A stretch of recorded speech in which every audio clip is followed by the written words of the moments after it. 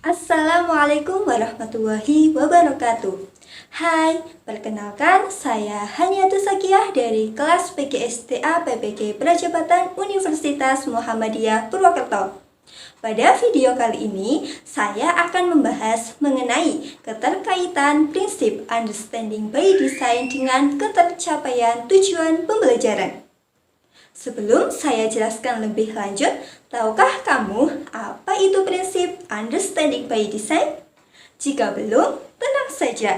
Pada pembahasan kali ini akan dijelaskan mengenai definisi prinsip understanding by design, tahapan prinsip understanding by design, dan keterkaitan antara prinsip understanding by design dengan ketercapaian tujuan pembelajaran. Baik, yang pertama, apa itu prinsip understanding by design itu? Sebagaimana yang dikemukakan oleh Mijin menjelaskan bahwasanya prinsip understanding by design harus dilakukan secara utuh sebagai satu kesatuan. Pada umumnya, seorang guru itu hanya berfokus untuk merencanakan langkah kegiatan pembelajaran terlebih dahulu, yang kemudian menentukan penilaian atau asesmen. Akan tetapi, pada prinsip understanding by design, rancangan pembelajaran akan berfokus pada tujuan pembelajaran yang hendak dicapai, menentukan asesmen, lalu menyusun langkah atau cara mengajarkan. Prinsip understanding by design juga disebut sebagai perancangan mundur. Nah, yang selanjutnya, bagaimana tahapan dalam prinsip understanding by design? Tahapannya yaitu dimulai dari menentukan tujuan pembelajaran, menentukan asesmen, dan menentukan kegiatan pembelajaran. Untuk lebih jelasnya mengenai tahapan dalam prinsip understanding by design, saya akan membahasnya satu persatu. Yang pertama, menentukan tujuan pembelajaran. Ada beberapa hal yang perlu diperhatikan, yakni dalam menyusun tujuan pembelajaran harus memperhatikan karakteristik peserta didik dan lingkungan sekolah. Tujuan pembelajaran juga disusun berdasarkan kurikulum yang digunakan. Misalnya, sekolah menggunakan kurikulum 2013, maka penyusunan tujuan pembelajaran harus didasarkan pada kompetensi dasar atau KD. Sementara, jika menggunakan kurikulum merdeka, maka tujuan pembelajaran disusun berdasarkan CP atau capaian pembelajaran. Yang kedua, yaitu menentukan asesmen. Ada 3 pendekatan asesmen yang perlu diterapkan oleh guru dalam mengukur hasil belajar peserta didik. Yang pertama, asesmen for learning. Asesmen for learning adalah sebuah asesmen yang dilakukan pada saat pembelajaran sedang berlangsung. Dan asesmen ini dimaksudkan untuk memperbaiki kualitas proses belajar dan mengajar. Contoh asesmen for learning adalah kuis, presentasi, dan tugas. Yang kedua, asesmen as learning.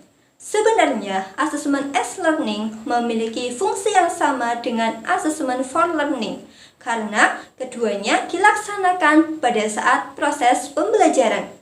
Perbedaannya, asesmen as learning melibatkan peserta didik secara aktif dalam kegiatan penilaian tersebut. Contoh dari asesmen as learning ini adalah penilaian diri dan penilaian teman sejawat. Yang ketiga adalah asesmen of learning.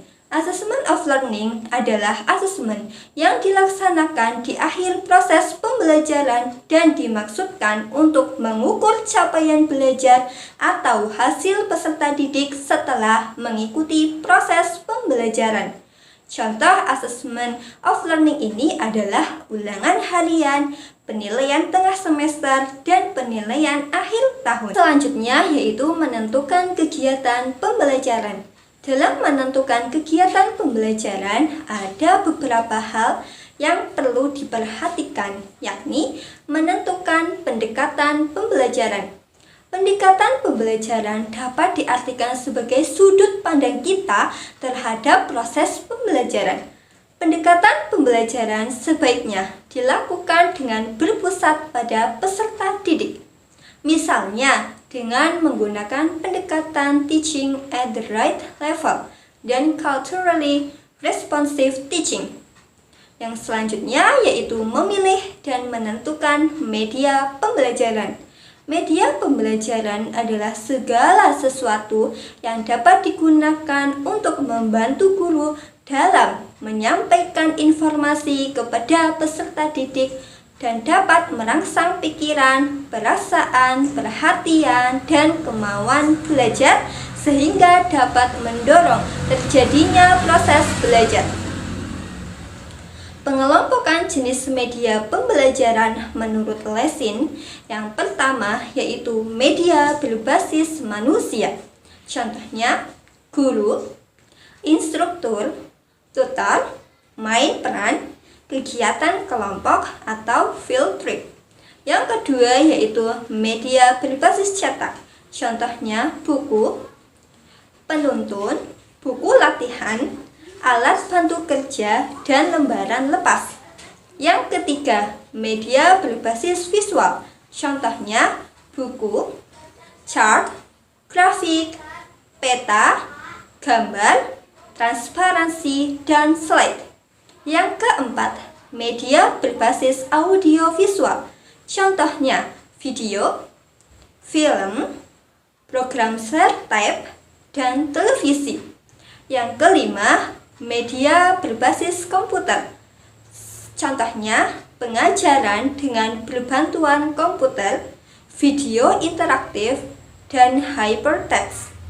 Yang terakhir yaitu memilih model, strategi, dan metode yang akan digunakan.